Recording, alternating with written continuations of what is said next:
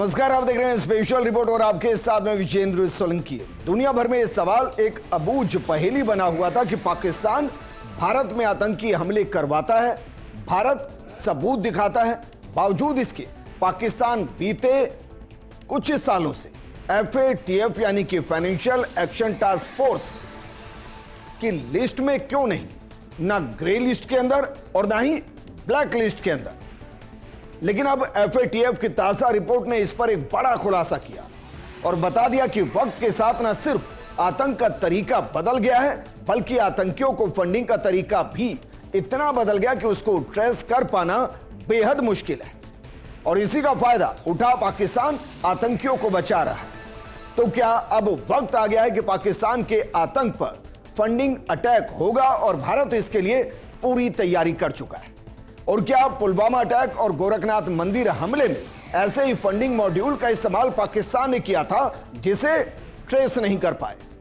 आज हम आपको बताएंगे FATF की नई रिपोर्ट में क्या क्या खुलासे हुए और इससे पाकिस्तान के साथ साथ तुर्की, अमेरिका और बाकी आतंक फंडिंग देशों की क्यों टेंशन बढ़ने लगी है, और क्या कई ऐसे ई-कॉमर्स नेटवर्क हैं जिनका इस्तेमाल इस वक्त आतंकी फंड को ट्रांसफर करने में इस्तेमाल कर रहे हैं, और क्या कई ऐसे ट्रांजैक्शन प्लेटफॉर्म हैं जिनका इस्तेमाल ऐसे हो रहा है आतंकियों के जरिए जिसको ट्रेस नहीं किया जा रहा। लेकिन क्या FATF की ये ताजा रिपोर्ट आतंकियों की कमर को तोड़ने का काम करेगी? आज विस्तार से आपको बताएं।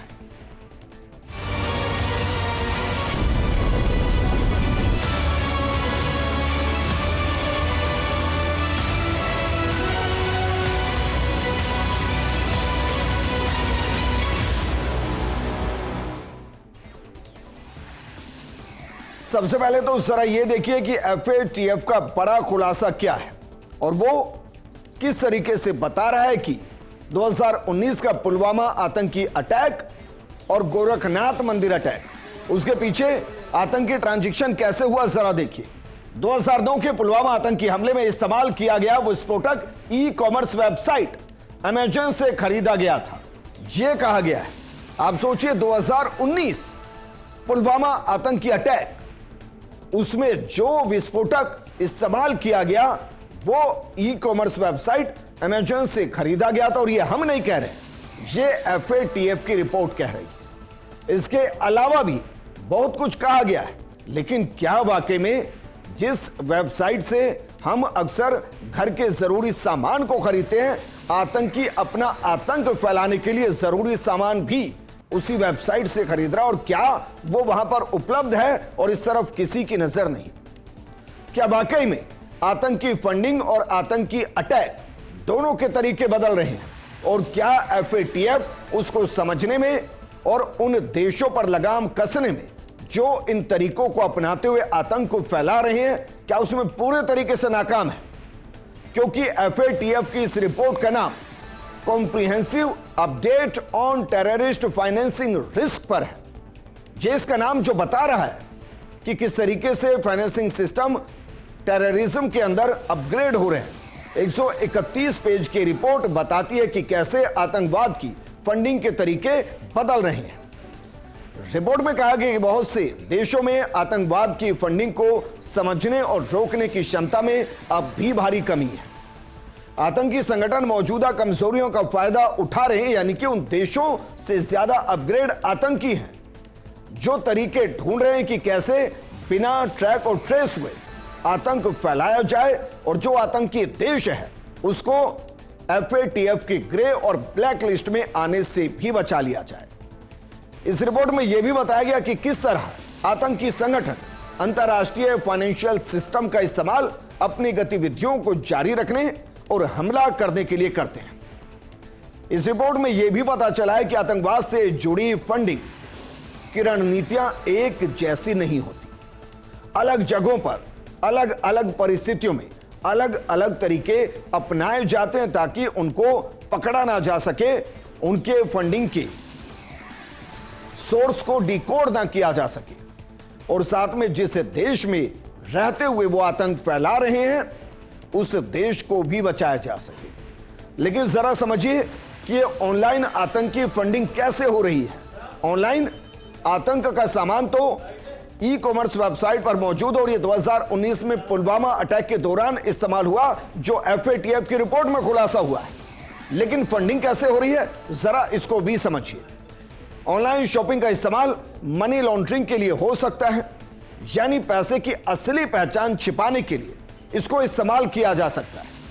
इसमें कोई व्यक्ति सामान खरीदता है और उन्हें अपने किसी साथी को भेजता है, जो आगे किसी और देश में उन वस्तुओं को बेचता है।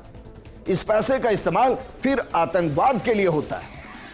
FATF ने बताया कि आतंकवादी संगठन कई देशों की सरकारों से प्रत्यक्ष या परोक्ष रूप से मदद भी पाते रहे हैं, जैसे पैसे की सहायता, हथियार, प्रशिक्षण या अन्य संसाधन।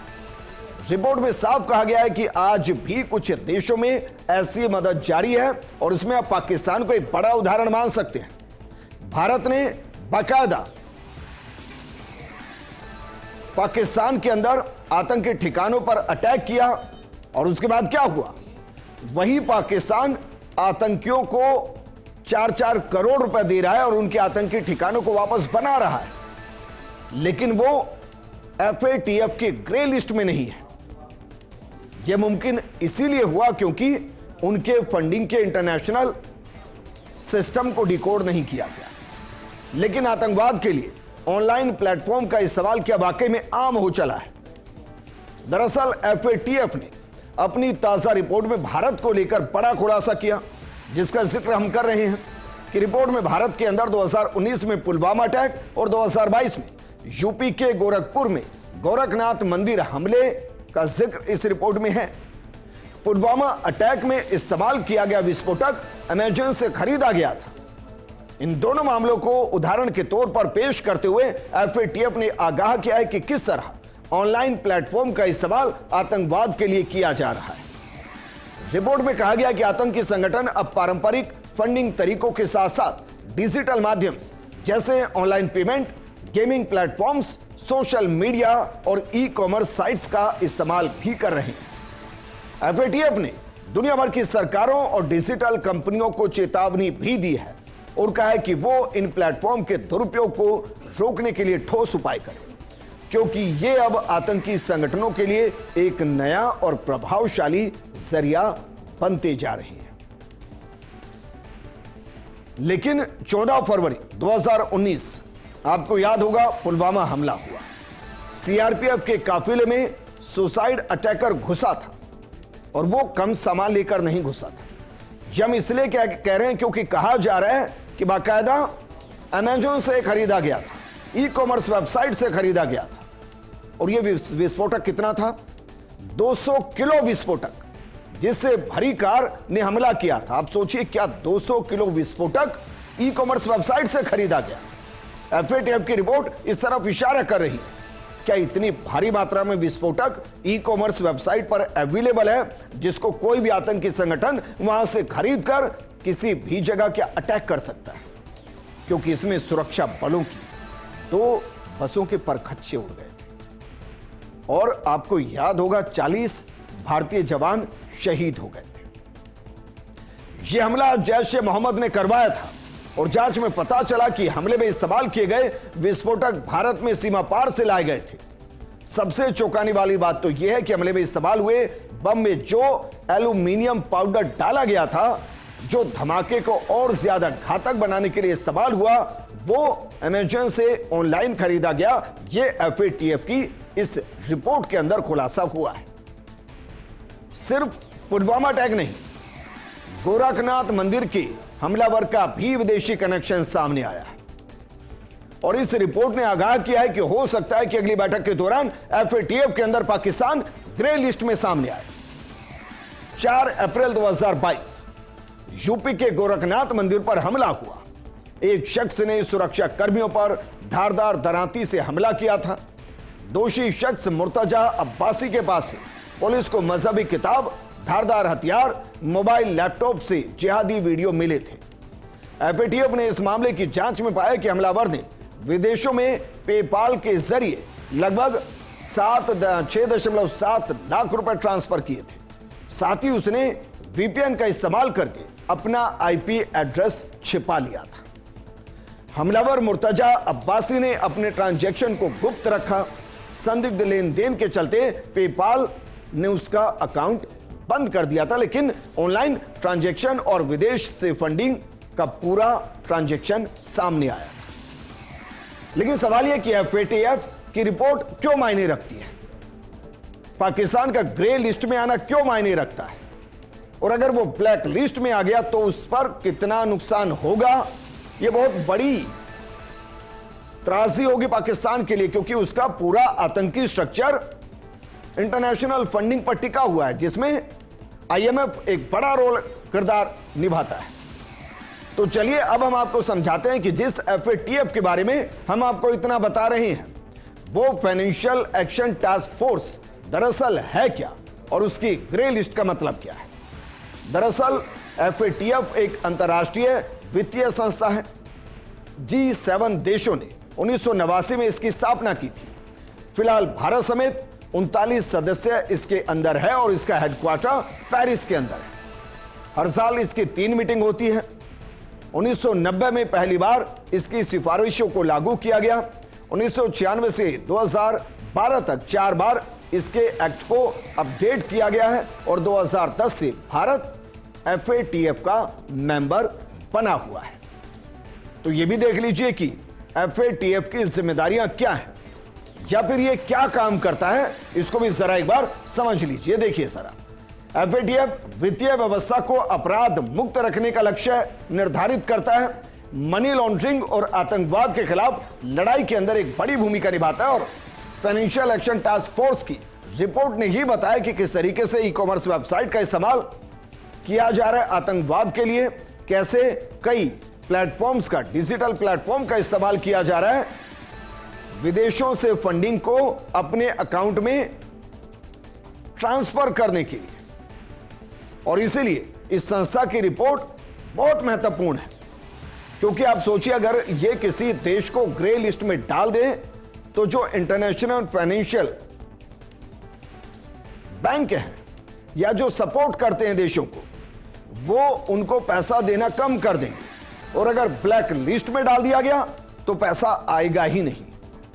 तो जरा समझिए एफएटीएफ की रिपोर्ट में 7 महत्वपूर्ण बातें क्या निकलकर सामने आई।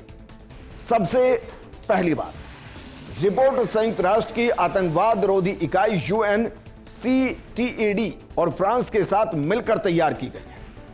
एफएटीएफ ने अब तक 80 से ज्यादा देशों का आकलन किया और उसके आधार पर यह रिपोर्ट तैयार की। आतंक से जुड़ी फंडिंग की जांच गुनाह साबित करने में 69% देश नाकाम है।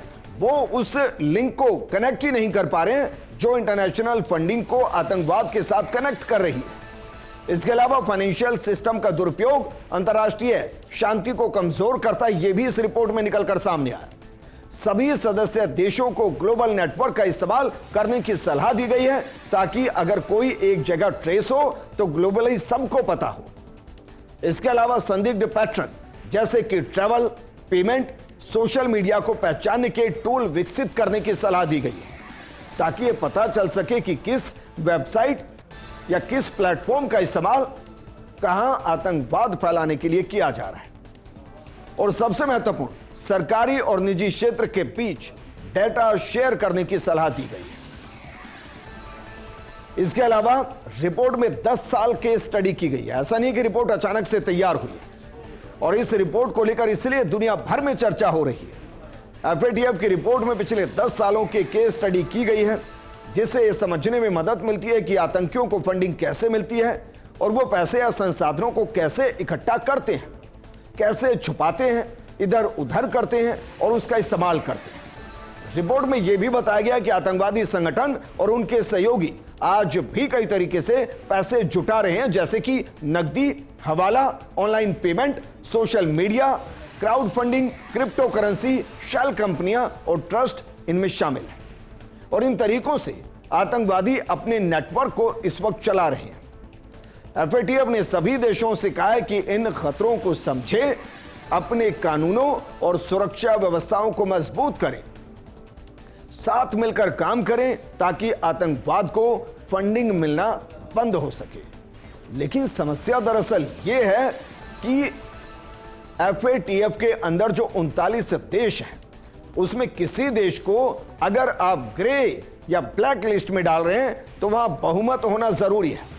लेकिन क्या पाकिस्तान के खिलाफ कभी तुर्की जाएगा? संभावना ना के बराबर है। वर्तमान स्थिति में क्या अमेरिका जाएगा? संभावना ना के बराबर है। तो चलिए अब आपको यही बताते हैं कि वर्तमान स्थिति में FATF की ग्रे और ब्लैक लिस्ट में कौन कौन शामिल है। जरा देखिए, सबसे पहले ग्रे लिस्ट का रुख करते हैं। ग्रे लिस्ट की अगर बात की जाए तो ये 25 देश हैं, जिसमें अल्जीरिया है, और उसके अलावा अगर बात करें तो अंगोला है, बुल्गारिया है, बुर्किना है, फासो है, कैमरून है, कोटे है, डी आइवर है। इसके अलावा और कौन कौन से हैं? इसके अलावा क्रोएशिया है, कांगो है, हेती है, Kenya, Laos, Lebanon, Mali, Monaco, Mozambique, Namibia, Nepal, Nigeria, दक्षिण अफ्रीका, दक्षिण Sudan, Syria, Tanzania, Venezuela, Vietnam और यमन। ये दरअसल 25 देश ग्रे लिस्ट में है। और ब्लैक लिस्ट में कौन कौन से देश हैं? महज 3 देश हैं और इनके साथ कोई ट्रांजैक्शन नहीं होता है इंटरनेशनल या कहें कि वर्ल्ड बैंक का। ये कौन कौन से हैं? जो ब्लैक लिस्ट है उसमें उत्तर कोरिया है, दूसरा ईरान है और तीसरा म्यांमार है। ये 3 FATF की ब्लैक लिस्ट का हिस्सा है जिनके साथ वर्ल्ड बैंक कोई ट्रांजैक्शन नहीं करता है, और ये एक तरीके से ब्लैक लिस्ट है। लेकिन अब जरा समझिए कि ग्रे लिस्ट में होने से क्या नुकसान और ब्लैक लिस्ट में होने से क्या नुकसान। सबसे पहले ग्रे लिस्ट के नुकसान समझिए। उन देशों को इसमें रखा जाता है जिन पर टेरर फाइनेंसिंग, मनी लॉन्ड्रिंग में शामिल होने का शक होता है। इन्हें कार्रवाई की सशर्त मोहलत दी जाती है, मॉनिटरिंग की जाती है। इसे वार्निंग विद मॉनिटरिंग कहते हैं। ग्रे लिस्ट वाले देशों को किसी भी इंटरनेशनल मॉनेटरी बॉडी या देश से कर्ज लेने से पहले बेहद सख्त शर्तों को पूरा करना पड़ता है। ज्यादातर कर्ज नहीं मिलता, ट्रेड में भी दिक्कतें आती हैं। जबकि जो ब्लैक लिस्ट में है, जब सबूतों से यह साबित हो जाता है कि किसी देश से टेरर फाइनेंसिंग या मनी लॉन्ड्रिंग हो रही है तो इन पर लगाम नहीं कस रहे तो उसे ब्लैक लिस्ट में डाल दिया जाता है। ऐसे देशों को IMF, वर्ल्ड बैंक या कोई भी फाइनेंशियल बॉडी कर्ज नहीं देती। मल्टीनेशनल कंपनियां कारोबार समेट लेती हैं, रेटिंग एजेंसियां नेगेटिव लिस्ट देती हैं, दिवालिया होना लगभग तय हो जाता है। हालांकि हमने 3 देश बताए थे। उत्तर कोरिया अपने दम पर चल रहा है, ईरान अपने दम पर चल रहा है और म्यांमार अपने अंदाज में, और वो तीनों ही FATF की ब्लैक लिस्ट में। लेकिन इसमें पाकिस्तान क्यों नहीं है? यह एक बड़ा सवाल है, क्योंकि यह कहा जा रहा है कि जहां यह कंफर्म हो जाए कि वहां आतंकवाद फैल रहा है और उसको वहां की सरकार या देश कंट्रोल नहीं कर पा रहा, वो ब्लैक लिस्ट में है, तो पाकिस्तान क्यों नहीं? ये FATF से हमारा सवाल। क्योंकि कुछ उदाहरण हम आपको दे रहे हैं, देखिए जरा क्या क्या चल रहा है। सबसे पहले लश्कर तैयबा, यह पाकिस्तान के अंदर से संचालित हो रहा है। इसका संस्थापक हाफिज सईद पर $10 मिलियन का इनाम अमेरिका ने रखा हुआ है। लेकिन पाकिस्तान ना ग्रे लिस्ट में ना ब्लैक लिस्ट में। दूसरा जरा देखिए, जैश ए मोहम्मद, संयुक्त राष्ट्र ने मसूद अजहर को मई 2019 में वैश्विक आतंकी घोषित किया। उसके बावजूद पाकिस्तान न ग्रे लिस्ट में न ब्लैक लिस्ट में। तीसरा, हिब्स अल मुजाहिदीन, अमेरिका ने 2017 में विदेशी आतंकी संगठन घोषित इसको किया हुआ है और यह भी पाकिस्तान से ही चल रहा है।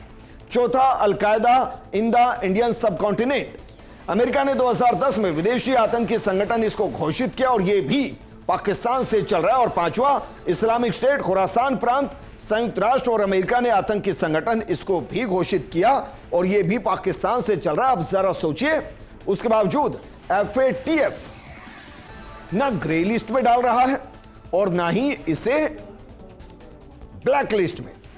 उसको 2 तरीके से समझिए। सबसे पहला तो यह कि FATF सबूतों पर चलता है और इन टेरर फंडिंग को पाकिस्तान के साथ शायद कनेक्ट नहीं किया जा रहा। दूसरा, उस देश को आतंकवाद से निपटने के लिए मोहलत दी जाती है। बाकायदा एक चेकलिस्ट होती है जो FATF की तरफ से जारी होती है। उस चेकलिस्ट को पाकिस्तान पूरा करता है, कैसे करता है कोई नहीं जानता, और इसलिए वो FATF की ना ग्रे लिस्ट में है और ना ब्लैक लिस्ट में। जबकि आतंकी पाकिस्तान ग्रे लिस्ट में होना चाहिए, यह हर कोई जानता है, लेकिन वो है नहीं। और आप सोचिए, जून 2025 में बाकायदा FATF की बैठक हुई इसमें पाकिस्तान को अपनी ग्रे लिस्ट में शामिल करने की बात हुई, लेकिन ऐसा हुआ नहीं। बाकायदा भारत ने जून 2025 में FATF की प्लेनरी बैठक से पहले एक डोजियर तैयार किया था, जिसमें पाकिस्तान के आतंकी वित्त पोषण और आतंकी संगठनों को समर्थन के सबूत थे। विशेष रूप से पहलगांव हमले के संदर्भ में भारत ने पाकिस्तान को ग्रे लिस्ट में वापस लाने के लिए अमेरिका, फ्रांस और अन्य सहयोगी देशों के साथ समन्वय भी किया। FATF ने एक नया terror financing risk and composite toolkit विकसित किया ताकि देश आतंकी वित्त पोषण की जोखिम को छिपा ना सके। हालांकि जून 2025 की बैठक में पाकिस्तान को ग्रे लिस्ट में शामिल करने का प्रस्ताव पारित नहीं हुआ, क्योंकि FATF के निर्णय सर्वसम्मति से लिए जाते हैं और कम से कम 4 सदस्य देशों, जिसमें चीन, तुर्की, सऊदी अरब और अन्य ने इसका समर्थन नहीं किया है। लेकिन सवाल यह कि क्या FATF का पाकिस्तान पर शिकंजा कभी कसेगा? क्या ये कभी ग्रे लिस्ट का हिस्सा होगा? क्या कभी ये ब्लैक लिस्ट का हिस्सा होगा? जरा इसको भी समझिए, क्योंकि FATF ने 16 जून 2025 को पहलगांव आतंकी हमले की निंदा की। FATF ने कहा कि हमला बिना टेरर फंडिंग के संभव नहीं है। आतंकियों के बीच मनी ट्रांसफर के साधनों के बिना यह संभव नहीं हो सकता। FATF द्वारा इस दशक में केवल तीसरी बार इस तरह की निंदा की गई। इसमें सबसे पहले पेरिस 2015 अटैक, उसके बाद पुलवामा 2019 अटैक, उसमें निंदा की गई थी, और तीसरा पहलगाम। FATF ने यह भी उल्लेख किया है कि वो पाकिस्तान की निगरानी जारी रखेगा। चूंकि अगस्त 2025 में एशिया पैसिफिक ग्रुप की बैठक होनी है, अक्टूबर 2025 में FATF की अगली प्लेनरी बैठक होनी और उस पर एक बार फिर से इस पर चर्चा होगी, और हम मानकर चल रहे हैं कि उस दौर में पाकिस्तान FATF की ग्रे लिस्ट का हिस्सा होगा। क्योंकि इसके अलावा FATF ने एक रिपोर्ट में पाक रिकमेंडेशन पाकिस्तान के बैलिस्टिक मिसाइल कार्यक्रम के लिए ड्यूल यूज सामग्री के गलत घोषणा को उजागर किया, जिसे भारत ने ग्रे लिस्ट के लिए अपने तर्क को मजबूत करने के लिए इस्तेमाल किया। लेकिन जिस तरीके से आतंक के तरीके बदल रहे हैं, आतंक की फंडिंग के तरीके बदल रहे हैं, बिल्कुल उसी तरीके से सभी देशों को सतर्क रहने की जरूरत, और खासकर भारत को, कि वो अपने सोशल मीडिया प्लेटफॉर्म, अपने यहां से बैंकिंग ट्रांजैक्शन सिस्टम और इसके अलावा ई-कॉमर्स, इसको कंट्रोल करे और एक ऐसी नीति तैयार करे जिसमें कम से कम इनका इस्तेमाल आतंकवाद को भारत में फैलाने के लिए इस्तेमाल ना हो सके। इस प्रोग्राम में फिलहाल इतना ही। आप बने रहिए फर्स्ट इंडिया न्यूज के साथ। नमस्कार।